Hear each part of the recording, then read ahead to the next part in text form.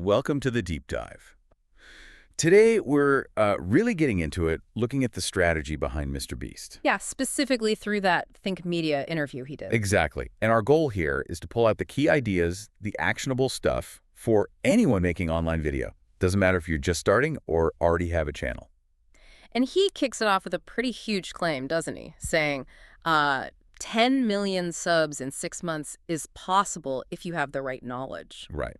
Make you lean in a bit. Yep. So what is that knowledge? That's what we want to unpack. Mm-hmm. So if you're figuring out your first video or trying to improve what you've got, or maybe you're just curious about how these massive channels work, this is for you. We're aiming to cut through the noise, get to the core principles. Okay, let's dig in. Where does MrBeast say it all starts? What's the foundation? It's crystal clear from his perspective. Oh. Make the best videos possible and have the best thumbnails. Full stop. Not just good videos, the best possible. Right. It's this relentless focus on improving those two things. He gets that you can't always control who sees your stuff early on, but you can control the quality when they find it. That makes sense. Sustainable growth. Exactly. Even if the first few don't pop off. Yeah, he's very direct about that, isn't he? Yeah. Says your first video, maybe your first 10, probably won't get tons of views. And the crucial thing there is how he frames it. It's not failure. No. It's feedback. It's your chance to learn, to get better, instead of just chasing some, random viral hit you can't control anyway. Right. And he talks about the impact of quality versus quantity. Oh, yeah. Big time. He argues that getting, say, 1 million views on one really amazing video is way more valuable than getting 10,000 views on 10 mediocre ones. So pour your energy into making something genuinely great. Pretty much. Make each one count. Which leads directly to that famously blunt advice he'd give his younger self. Your videos suck. Yeah. It sounds harsh, but it's about that honest self-assessment, right? You have to be willing to see the flaws. Totally. And he highlights this interesting balance. You need to believe in what you're doing, have that passion. Of course. But you also need to be realistic, especially early on, under 1,000 subs, odds are your stuff isn't as good as it could be. It's like have the guts to start, but the humility to learn. Well put. And he uses that athlete analogy. Oh, yeah. I like that. Becoming great on YouTube is like becoming a pro athlete. It takes time, practice, real effort. It's not overnight. Definitely not. Yeah. Which is why he warns against just planning forever. Yeah. That analysis paralysis. Right. Getting stuck thinking about it instead of doing it. He was the most important thing is just to start uploading. Learn as you go. Okay, so you're uploading, you're learning. How do you actually improve? He gets practical here. Yeah, he suggests focusing. Pick one thing at a time to really work on. Like what kind of things? Oh, scripting, editing tricks, how you talk, your vocal inflection, thumbnails, titles. The list is huge. Mm-hmm. He says the potential for improvement is infinite. Wow, infinite. That's a lot. It is. But the point is there's always something you can make better. And it's ongoing, not a one-and-done fix. Exactly. There's no perfect video. So you just keep trying to make the next one better than the last. It's a constant process. Okay, constant improvement. Got it. Now let's talk about the algorithm, that big scary thing. He actually has a really helpful way of looking at it. He basically says, don't think of it as some mysterious computer deciding your fate. Okay, so what is it then? Think of it more like a reflection of the audience. It just shows what people are actually clicking on and watching. Ah, okay. So if your video isn't doing well, it's probably not the algorithm being mean. It's more likely the audience just isn't clicking, or they're clicking away quickly. Right. Which brings us to titles. How important are those? Hugely important. He says good titles need to be short, grab your curiosity, and actually match the video. Make you want to click. Exactly. Give people a real reason.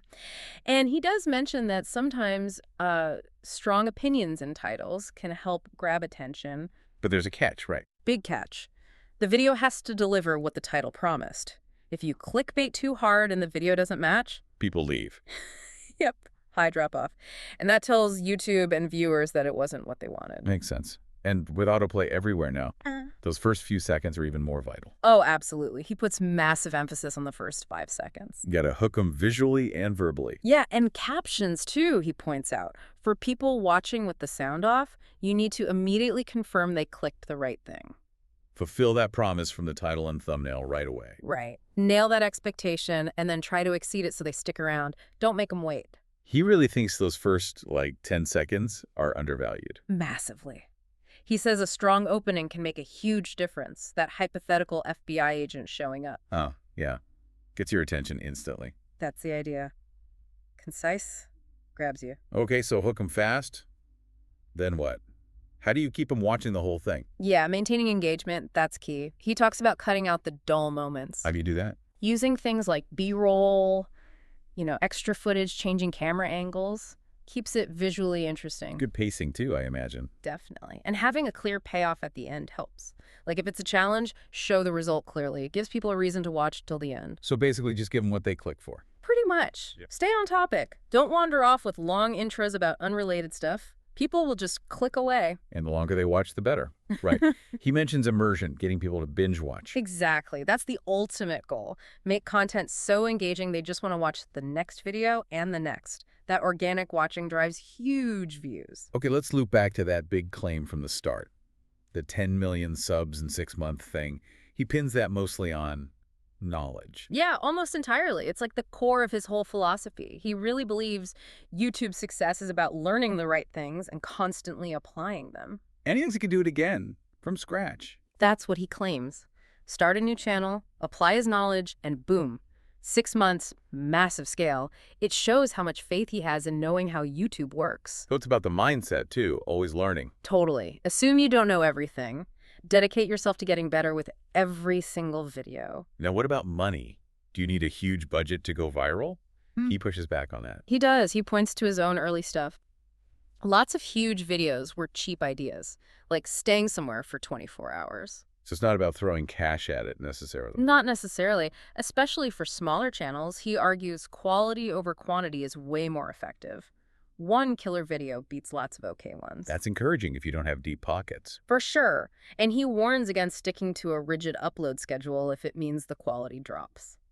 Because viewers notice. Yeah, they notice. Releasing weak stuff just because it's Tuesday can actually hurt you in the long run. Build trust with quality. Okay, quality focus. Another thing he hammers home is feedback. Getting honest opinions. Crucial. Don't just surround yourself with people who say everything's great. You need trusted people who will tell you the truth, point out the flaws. Find your constructive critics. Exactly. Because every video can be better. Embracing that critique is how you grow. He talks about the compound effect of tiny improvements over time. It all adds up. Massive. But at the end of the day, it all comes back to the viewer, right? Making stuff they actually like. Absolutely. It boils down to, are you making videos people genuinely enjoy and want to watch more of? Aim for that holy crap reaction, not just, yeah, that was okay. Make it memorable. Right. And what about looking at other creators? Is it okay to copy? He says inspiration is fine, natural even, but don't just copy, take the idea, but aim to do it like 100 times better. Make it your own. Put your spin on it. Don't just follow trends blindly. Exactly. Stand out. Let's talk thumbnails for a sec. What makes a good one, according to him? Keep it simple, easy to understand really fast, even on a small phone screen. Quick glance tells the story. Yeah. And it should evoke emotion, make people curious. So curious they might even think about it later if they don't click. Like that giant skateboard example he uses. Makes you wonder, what's going on there? Precisely, that lingering curiosity. And you can update old thumbnails. Definitely. As you learn what works, go back. He says updating old thumbnails with better designs can actually boost views on those older videos. Huh, interesting. Free views, almost. Kind of, yeah. Leverages your existing content.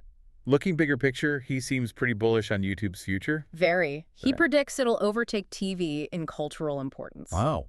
And he talks about the huge influence top creators have, building businesses, doing philanthropy, real impact. Yeah, his own work ethic. It's intense. Oh yeah, reinvesting everything, working constantly, prioritizing videos, above all else. He's upfront about it though. He admits it's not healthy for everyone. Yeah, he explicitly says that lack of balance isn't sustainable or recommended for most people. It's his path, but maybe not yours. So, after all this, what's the single most important question a creator should ask? Not about subs or views. The core question he believes should always be, how can I make my videos better? Focus on the craft. Always. Everything else flows from that. Okay, so wrapping this deep dive up, the big themes seem to be that relentless focus on quality content and really understanding your audience. That's pretty much it. It seems like everything else, the views, the subs, comes from nailing those two things consistently. And it all comes back to his core idea. It's about knowledge. Right. Which leads to a good takeaway question for you listening. What's one piece of knowledge from all this, maybe about thumbnails or openings or feedback that you can actually use starting now in whatever you're working on? Yeah, that's a great thought. And maybe broaden it out too. How can that focus on improvement in audience apply beyond just videos? In other parts of your life where you want to connect or grow, lots to think about. Thanks for taking this deep dive with us.